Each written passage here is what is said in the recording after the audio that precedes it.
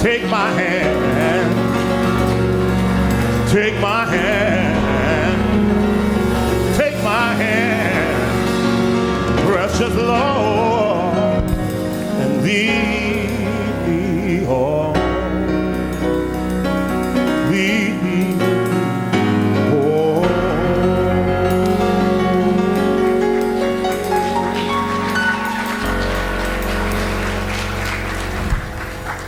Hallelujah. You heard Dr. King speak a little while ago. It's moving. Absolutely. So moving.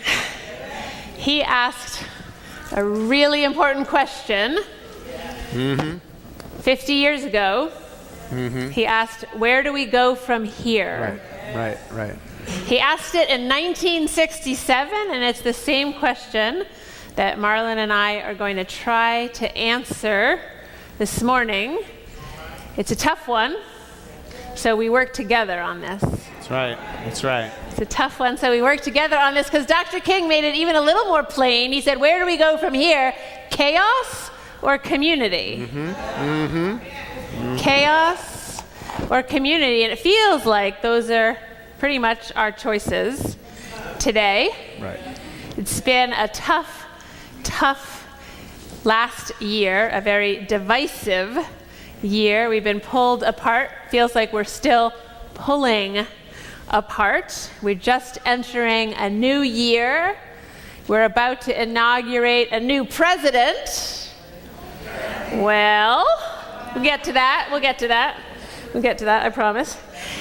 And we're about to make a really significant decision about the future of this church. That's right. It's a good time to ask, where are we going from here? So this year we had more killings of African American males by police officers, including one, Terrence Crutcher, right here in our own city.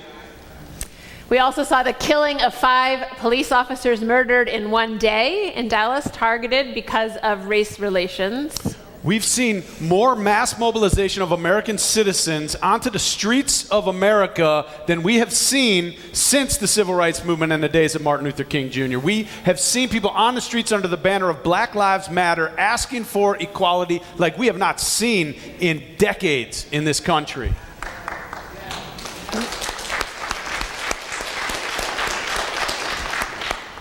On the other hand, we also deported more immigrants than ever before, giving our first black president the nickname Deporter-in-Chief. And drone killings rose to 5,000 in the last year. We just had a presidential election in which Mexican immigrants were called rapists. Muslims were called terrorists. White supremacists and neo-Nazis groups seem to slip right into the mainstream.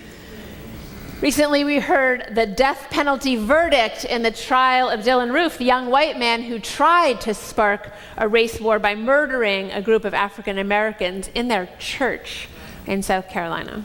So our media is being questioned right now as being biased. It's being attacked. Our elections and the validity of our democracy itself is being questioned. Our system of policing is highly suspect, and our intelligence agencies are being denigrated by our own president-elect.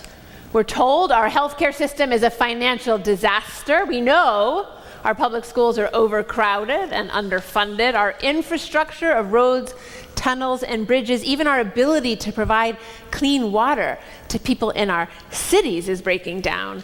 Chaos or community? Where do we go from here? Whether you think Donald Trump is part of the problem or part of the solution, Americans, we seem to be united in thinking that our democracy is in danger and that the status quo isn't good enough. People are talking about the decline of the American empire as if American economic, cultural, military, and geopolitical influence is diminishing and is destined to continue to diminish. Marlin and I wondered, what would Dr. King say if he were alive today? He certainly saw how all of these issues are intertwined: race and militarization and poverty and politics and religion. So I was in my mother's womb at the time that Dr. King was assassinated. My mother was deeply affected by his murder, as were so many across our country. I have this sense that my very being was imprinted somehow by that event, and before I was even born. I remember when I was in seminary studying to become a minister, there was a radio station that used to play speeches of Dr. King all day long for 24 hours during the holiday, and I used to record them on cassette tapes. Remember we used to have, some people remember cassette tapes. We did that back in the day. I would listen to them over and over. There is no single minister whose sermons, I have so many sermons I have listened to and words I have read. He has had a larger influence on me, my ministry, what I understand I'm supposed to be doing with my life than Dr. King. And then by some extraordinary twist of fate, I find myself now raising an African American daughter. And I realize that my multiracial family would not exist in the way that it does, would not be accepted in the way that it is if it weren't for Dr. King and for so many of you who marched on the front lines and made a difference in this world. So over the holidays, I was talking about politics, I'm sure a lot of you were, with my two daughters who are in their 20s now, and it was not an easy conversation. One daughter actually decided to get a gun permit the night of the election. And she explained to me why. She told me that nonviolent direct action used to be effective, kind of like back in the day when we had cassettes. Back when large assemblies of people could have an impact. But today, she said, people are always gathered in large groups on the internet, and because of that, groups have little or no power at all. No one even knows fact from fiction anymore, Mom, she continued, so no one listens to anybody else's opinions. My heart broke, and I was stunned and pushed to remember my own history with Dr. King and my own family's relationship to him. Her words pushed me. My parents went to the March on Washington in the summer of 1963, called the March on Washington for Jobs and Freedom. I was born in the spring, and so my mother carried me in her arms as she stood and listened to Dr. King in the crowds on that hot summer day. I didn't understand the words that were spoken, but the principles upon which our democracy depends were impressed upon me at a very early age. We have not come to this moment in history on our own. In so many ways, our mothers and our grandmothers are still carrying us. It's not just Marlin and I, we've all been carried by our mothers and fathers to this moment in time by all the great thinkers and theoreticians, philosophers and politicians through the ages who believed in their bones that all people are created equal and that we are responsible one for the other. In my message last week, I talked about evolution and how this world's been created and recreated over 14 billion years, and how this world was pregnant with you and with me from the moment it all began. Well, our democracy was also pregnant with each one of us from the moment it all began. We were thought of by the founders and the architects of this democracy. There was a sense that future generations would be born into a nation that would recognize all people have inalienable rights of life, liberty, and the pursuit of happiness. The writers of the Declaration of Independence and the Constitution knew full well that we would have to continue to create a living, breathing, ever-changing experiment in government of the people, for the people, by the people. So that you and I, so that our children and grandchildren and great-grandchildren would be born into a world where not just men, but all women and all people would be created equal and treated equally.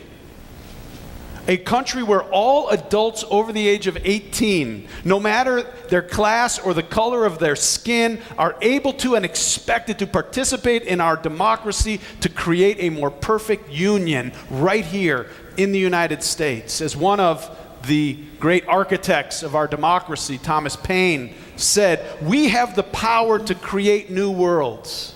And as Dr. King said about America, jumping off Thomas Paine's words, he said, "Now we are approaching areas where the voice of the Constitution is not clear.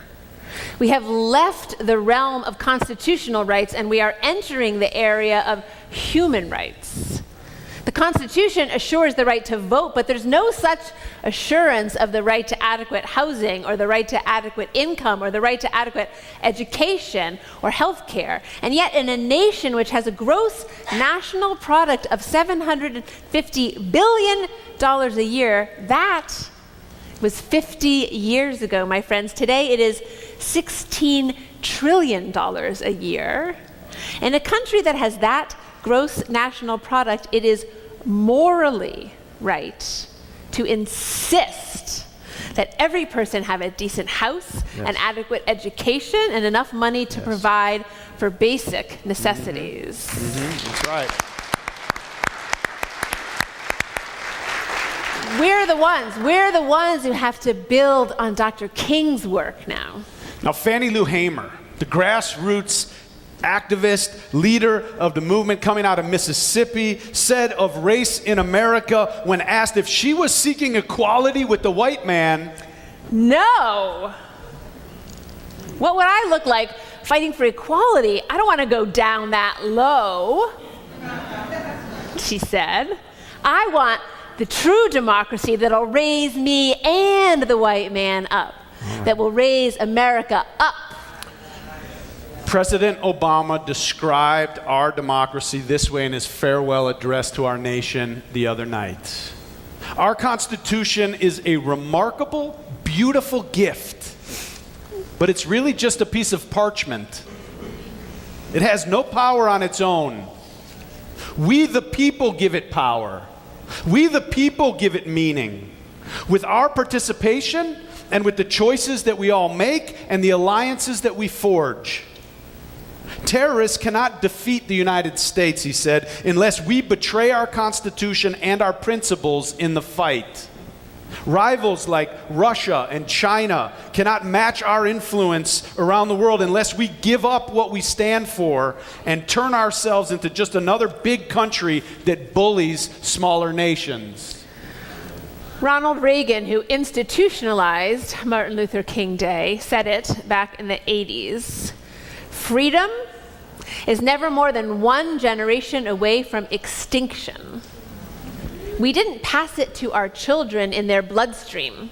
It must be fought for, protected, and handed on to them to do the same. Or one day, we will spend our sunset years telling our children and our grandchildren what it was once like in the United States when men and women were free." Right now, there is a sense around the world that liberal democracy itself is in jeopardy. We're seeing the rise of authoritarian governments across Europe. We're seeing more of a resurgence of nationalism, protectionism, and isolationism, even right here in the United States. Terrorism and religious extremism is continuing to grow worldwide as a threat, and right now in the United States, white supremacists are calling this their Great Awakening. And you know, in a way, they're right. This is a time of great awakening. It's a time of rebirth for America. Not of white supremacy, God forbid, but of a nation of our democracy, of our ideas about race and culture and religion and refugees and immigrants. For our nation to be reborn requires each one of us to be reborn. The rebirth of America can only happen if we, the people, let ourselves be transformed. Because government of the people, by the people, for the people is reborn when the people are reborn. Where will we go from here? Will we retrench into supremacy and segregation and discrimination? Or will we, as Dr. King would surely advise, do the noble work of building a nation where a nation of people of all nations and all religions, where we can live in peace and prosper? Here at All Souls, we know something about this experiment. We've been in a process of rebirth ourselves for the last 9 years. We went from being a fairly racially and socioeconomically segregated community of like-minded people into becoming a more truly pluralistic community. That rebirth, that reimagining, is a renewal of the promise of universalism and humanism, and it's everything this church stands for. Many of us already know, because we've experienced it, that by stretching ourselves and allowing our circles of inclusion to expand and include one more, and then again one more, and then again one more, that we are changed in the process, that our reality changes, that our values change, our priorities change, our hearts change. We heard Dr. King speak in his own incredible voice, with his own cadence and the power of his words, about when poor old Nicodemus came to see Jesus. He said, "You must be born again." Jesus looked at Nicodemus and he said, it's not about, whether you're drinking, whether you're an adulterer, whether you're this, whether you're that. He wasn't trying to tell him to change how he lived. He said there needs to be a fundamental restructuring of who you are from the inside, and that's what America needs. America needs to be born again, a fundamental restructuring from the inside. And based on this election, there are big changes and transformations that seem to be afoot.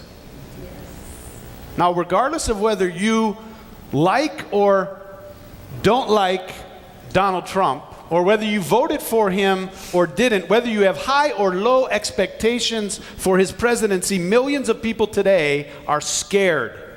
They're scared because whether you like it or not, whether we think he will do it or not, this man, our president-elect, ran on and won the highest office of our land, promoting many controversial ideas, including torture, murdering the families of terrorists who attack us, criminalizing women who have abortions, deporting millions of undocumented immigrants, banning Muslims from entering into the United States, registering American citizens who are Muslim, expanding unpopular stop and frisk tactics that have been shown to disproportionately impact black and brown people, using his power to jail his political opponent if he won.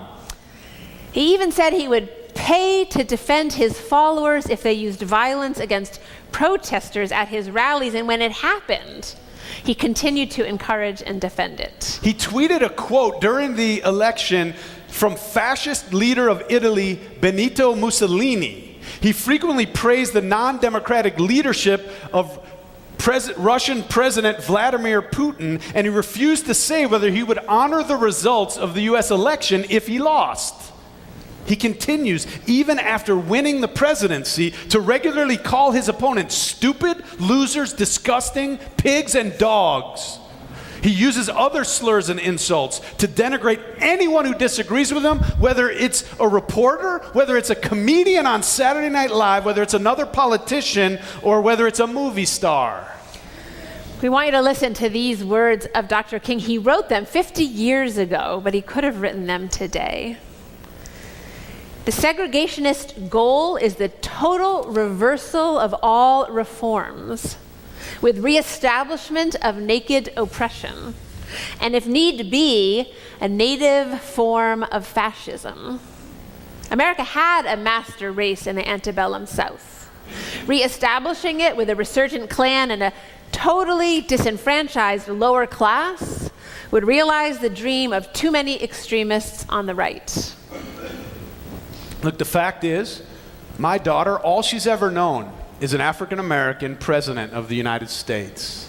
All she knows now is an African-American woman as the Attorney General of the United States in charge of our criminal justice system. That's what she knows. And yet we still have all these problems that we're talking about this morning and that we've witnessed and lived through over the past year. Somehow we need to understand and get the message that it's not enough just to elect black leaders into office. That's not going to solve our problems. There needs to be a fundamental restructuring of who we are and how we are in this world. Today in the New York Times, author Khalil Gibran Muhammad wrote these words: "In fulfilling the duties of the presidency with great dignity, Mr. Obama represents the highest expression of the goal of assimilation. But he was also the ultimate lesson in how this antidote alone is insufficient. It's insufficient to heal the gaping wounds of racial injustice in America. It's clear that black leadership in itself isn't enough to transform the country. So we must confront the end of an era and the dawn of a new one. We now live in a post-assimilation America. The 50-year-old rules for racial advancement are obsolete. There is no racial barrier left to break. There is no office in the land to which an African American can ascend, from mayor to attorney general and the presidency, that will serve as a magical platform for saving black people and our nation's soul from its racist past. We cannot engineer a more equitable nation simply by dressing up institutions in more shades of brown. Instead, we must confront the very structures of racism and the values that infuse our institutions."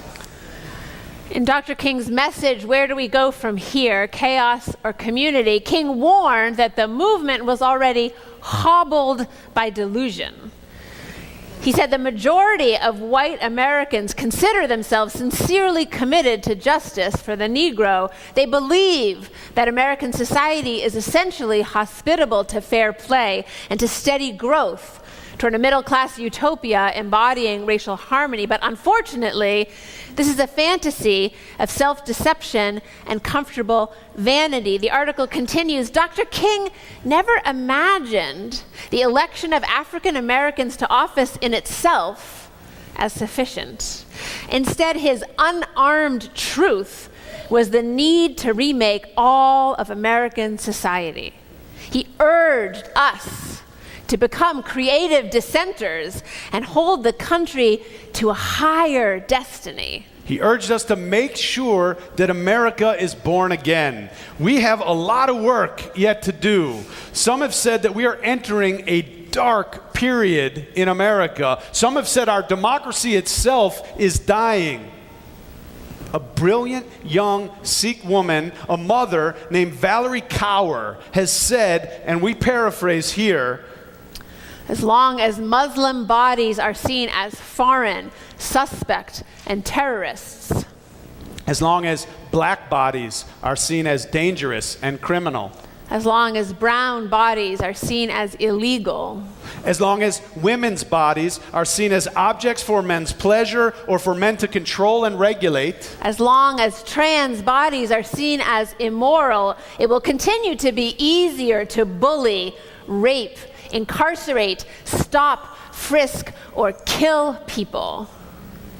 Valerie continues to say, "We may be entering a dark time in American history right now, or even of world history right now. But I join her in asking, I invite all mothers and fathers to join her in asking, what if this darkness is not the darkness of the tomb? What if this darkness is the darkness of the womb? All right. What if our America is not dying, our democracy is not dying, but our country is a country that is waiting to be born? That's right. What if the story of America is one long labor? What if our grandfathers and our grandmothers are standing behind us now? The ones who survived occupation and genocide, the ones who survived slavery and Jim Crow. What if they're standing behind us, the ones who survived detentions and discrimination, emigration, immigration, and various migrations, potato famines, and political assault? What if our ancestors are standing behind us, whispering in our ears, coaching us? If this darkness is the darkness of the womb, then we have to remember what the midwives tell us. What do the midwives tell us to do? Push. Push. And then breathe. And then what? Push. And then what? Breathe. And then what? Push. Harder. Push. It feels like you're dying, she says, but you're not. You're just giving birth to something new. Breathe and push. It feels like you can't do it, but you can. You are. Breathe and push. What if this is our nation's great transition? If we're going to give birth to the new America, we need to breathe deep and push hard. If we don't push, our democracy might die. We can't let fear or fake facts, anger or apathy, despair, disgust, or discouragement debilitate or deter us. We have to breathe deep. So that we can keep our focus. We have to keep breathing deep. We cannot afford to check out. People are saying they can't watch the news anymore. People are saying they can't talk to people who hold different views. Look, we can't afford to put our heads in the sand right now. America needs to be born again. This cannot be the tomb. This has got to be the womb. Let's labor to give birth to the new America. What does a midwife say? Breathe and push. Let's push. Let's do it.